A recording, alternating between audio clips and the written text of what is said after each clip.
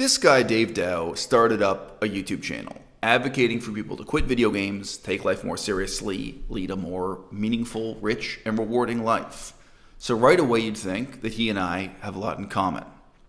But if you've watched my channel for a few years, part of what makes this so interesting to talk about is that no, I feel profoundly alienated from the message that he's delivering. It's common knowledge that most people don't even enjoy their careers. So if working in the real world is as miserable as it seems, why would you ever be excited to leave your video game life behind? You get to meet new people. One of the things that I enjoy most about my life is that I get to meet new people. The world is full of fascinating people who are actually living amazing lives. And when you meet someone that you find interesting, it then can make your life more interesting as well. I think that my personal commitment to honesty and integrity has serious implications for this kind of advice. It might be encouraging for me to lie to you, but I neither think that's going to be effective in terms of the outcomes. Like if you go around giving people encouragement that's fundamentally dishonest, what are the outcomes going to be? What are the outcomes going to be for them in practice? And what's going to happen as a next step when they come back and regard you as someone who's been lying? Let's start with a really tangible example. Back when I was living in Vientiane, the capital city of Laos, I applied to work as a school teacher at a particular ESL school.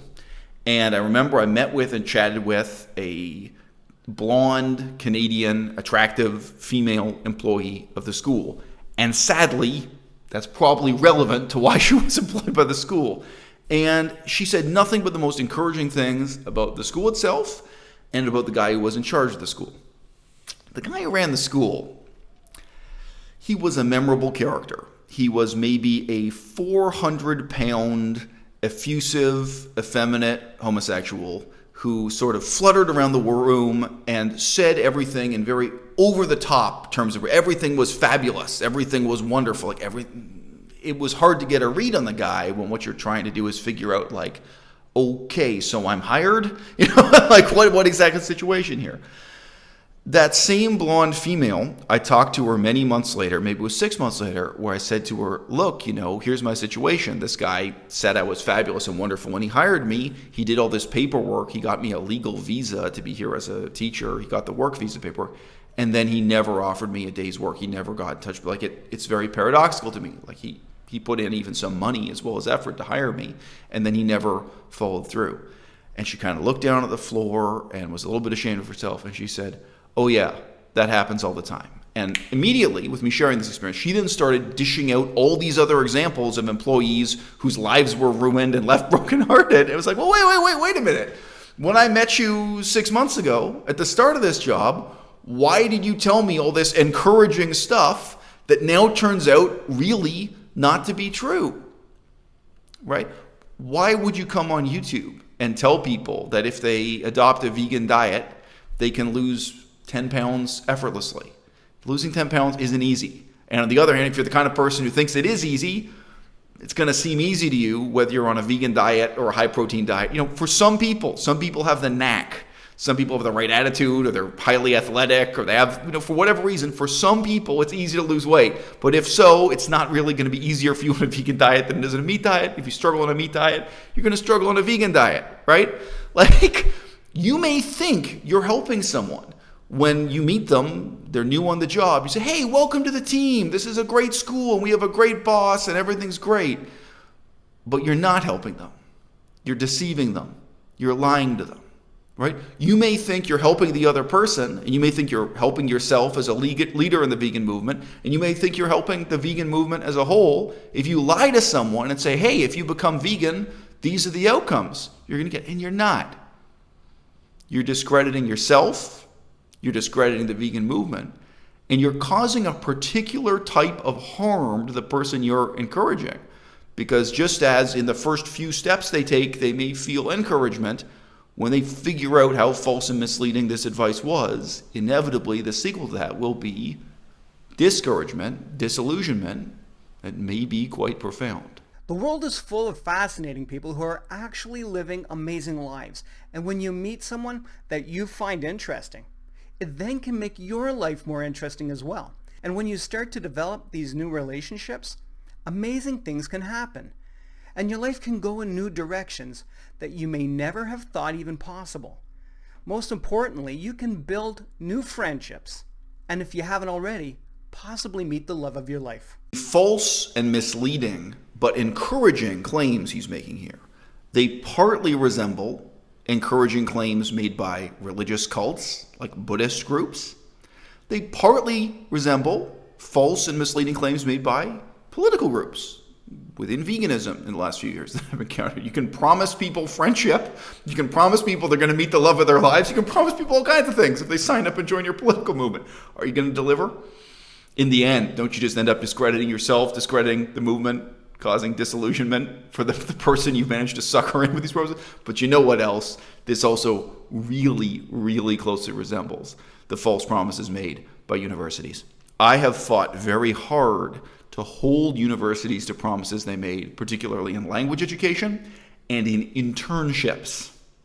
And here in Canada, at least, universities lie shamelessly, as if there's absolutely no possible negative consequences for them in promising you things they can't deliver. They don't even try to deliver. You know, when I was studying the Cree language, so Cree is Nihilewin. It's a language of Indigenous people in Canada. So most people would say American Indians. We don't use those terms, First Nations.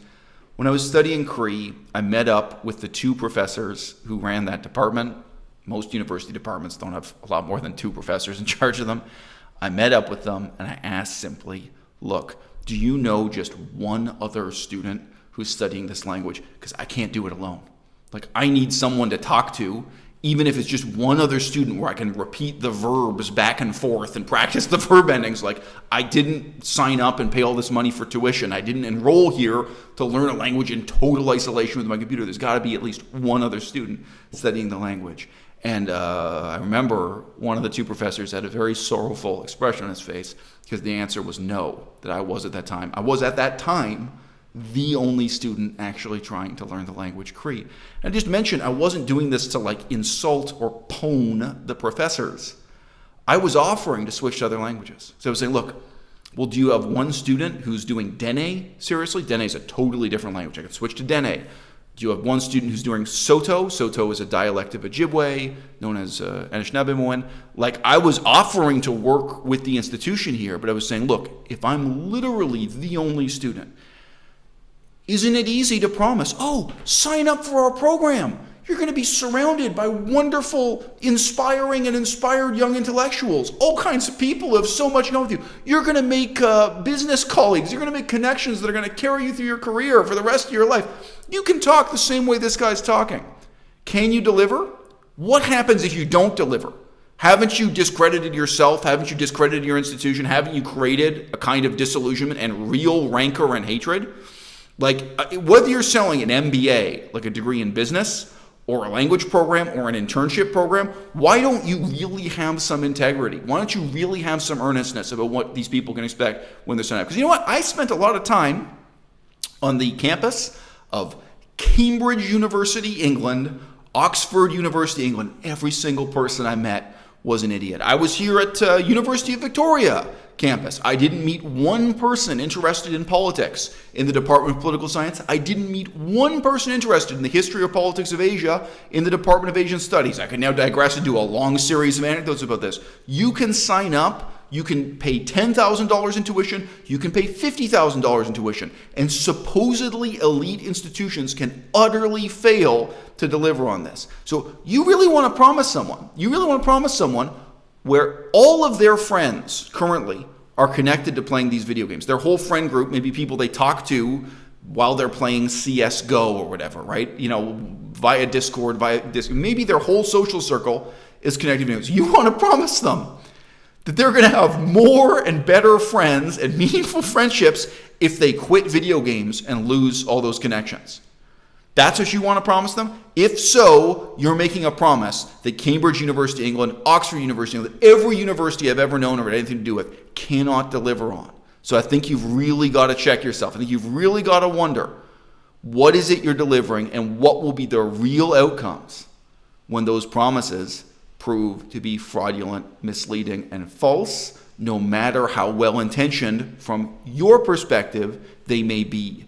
You can't manipulate somebody into doing the right thing for the wrong reasons. The core of everything we're doing here is instead to get people to do the right thing because it really is the right thing to do.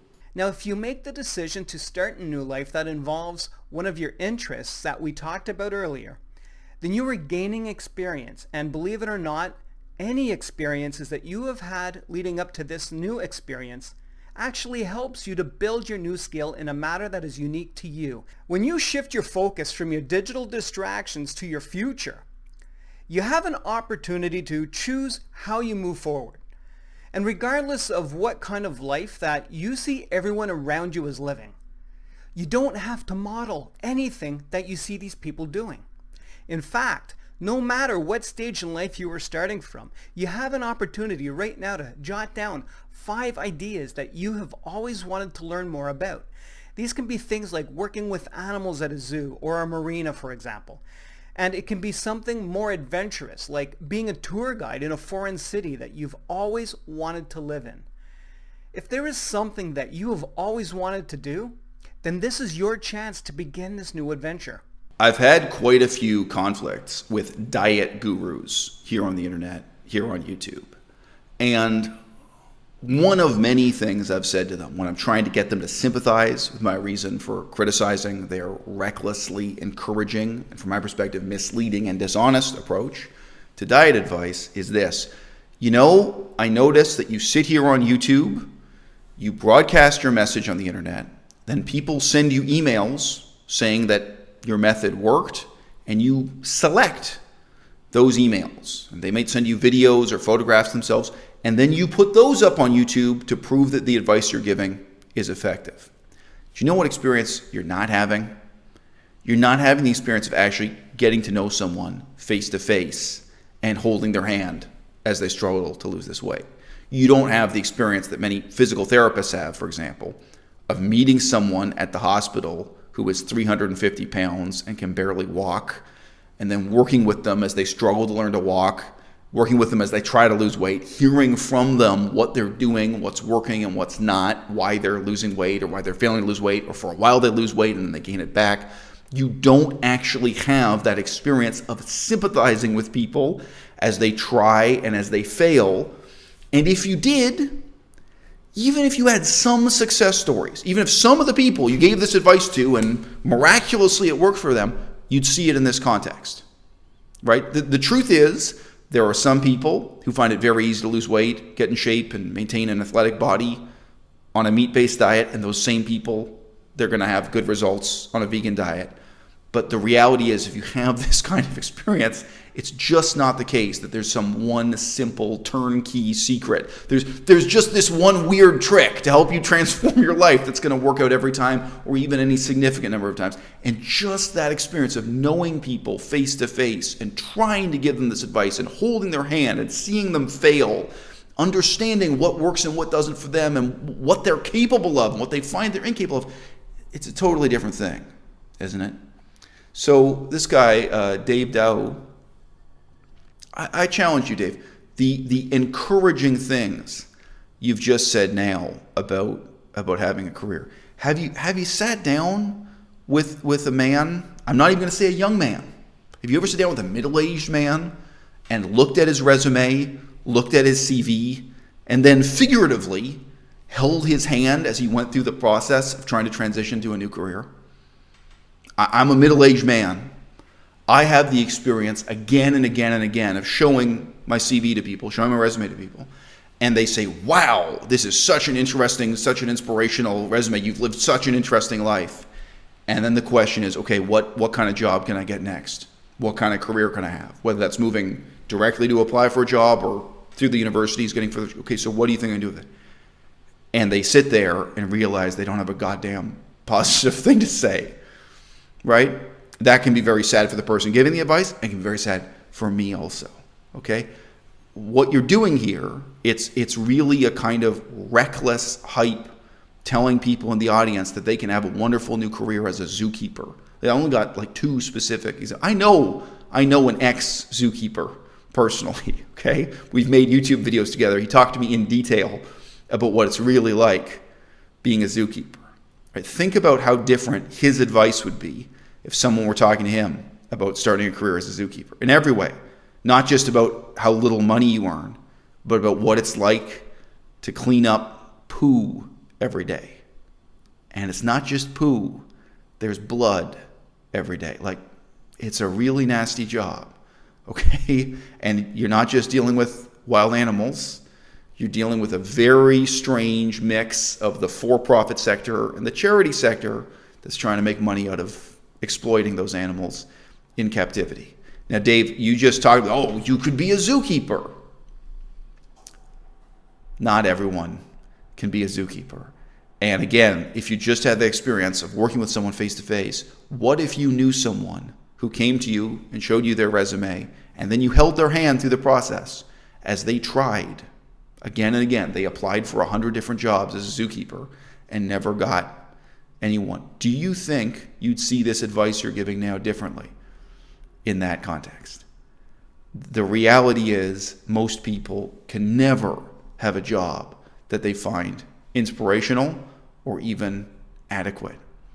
And it's even more tragic to recognize that people who do manage to live their dream, just like this zookeeper I know, former zookeeper, at some point they realize that what they thought was a dream really now has become their nightmare. You can discover new passions. When you begin doing something that you are getting better at, you begin to develop a passion for it.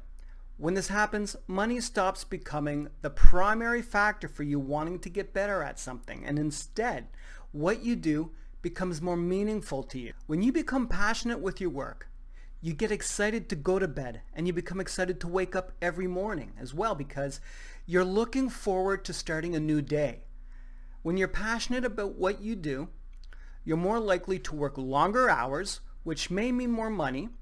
You begin to enjoy solving problems, and nothing will deter you from wanting to achieve success.